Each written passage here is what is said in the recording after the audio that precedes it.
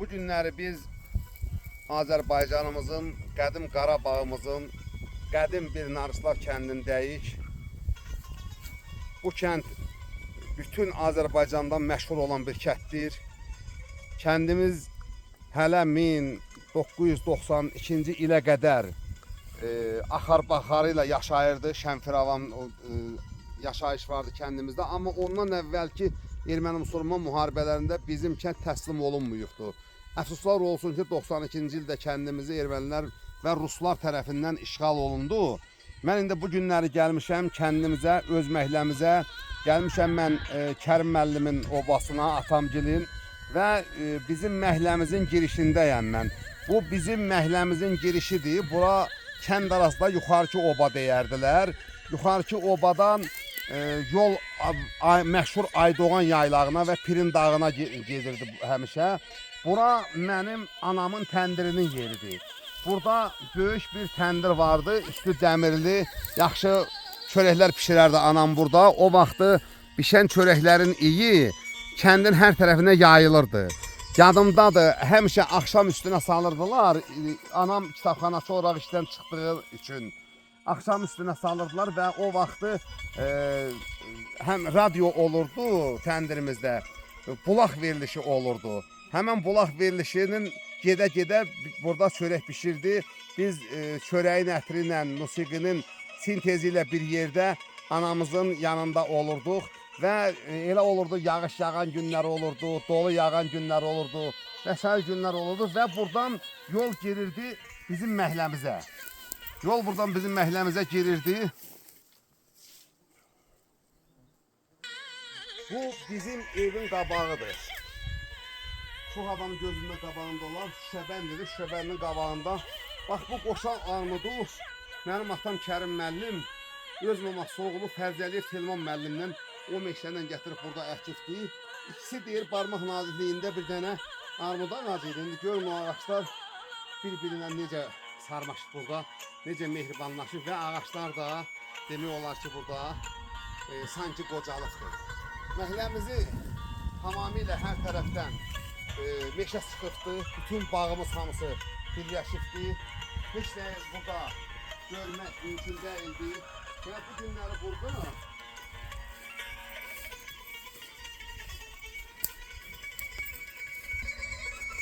Təbriz, bax bu gördüyüm məhrabanı da, bax gördüyüm bu kuruşkanı da.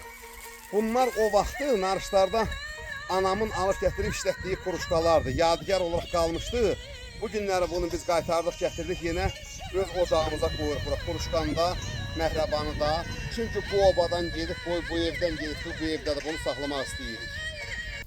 Bura bizim evimizin ikinci girəcəyidir. Yəni birinci girəcək pilləkənlər ortadanıdır. Bu ikinci girəcəyidir. Buradan girirdi yarğıcıl yerlərə. İndi evimizin xarabazarlığı qalıbdır.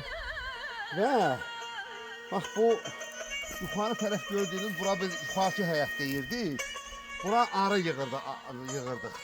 Bura bizim arıxanamız idi. Bax o gördüyünüz ağaçları biz əlimizlə cərgə ilə əkmişik və setkiyə çəkmişdik bunları.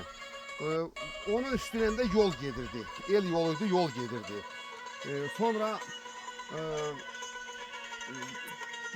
yolu biraz böyütmüşdü, yenilətmişdik ki, gələn gedən cəmaat əziyyət çəkməsin, rahat getsin, gəlsin.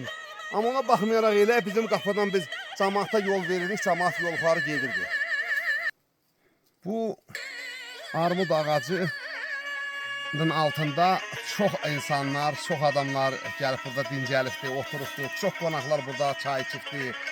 Demək olar ki, Qarabağdan gələn və yaylaqdan gələn əsas Qarabağ cəmaatı ən çox gəlib bizim qapıda bu ağacın dibində otururdu, çay içirdi, dincəlirdi, istirahət edirdi.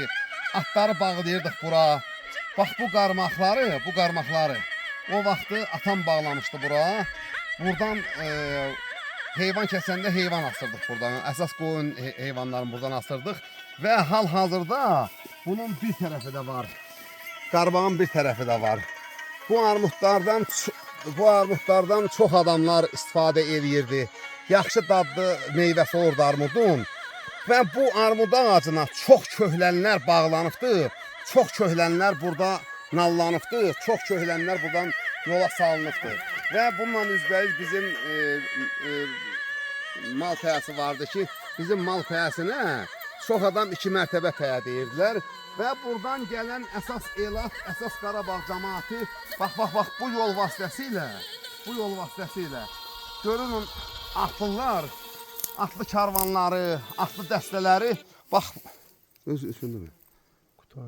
hə, atlı dəstələri bax bu yol yuxarı üz tuturdular Aydoğan yaylağına, Aydoğanın dağlarına və bu yol yuxarı gedən insanların indi çoxları həyatımızda yoxdur, dünyasını dəyişibdir.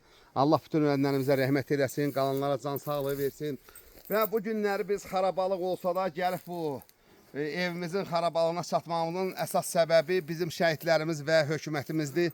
Allah şəhidlərimizə rəhmət eləsin, Allah hökumətimizə can sağlığı versin. Gün o gün olsun ki, bu yurtda yurt quraq. Gün o gün olsun ki, bu yurtların hamısında ev quraq, kənd quraq.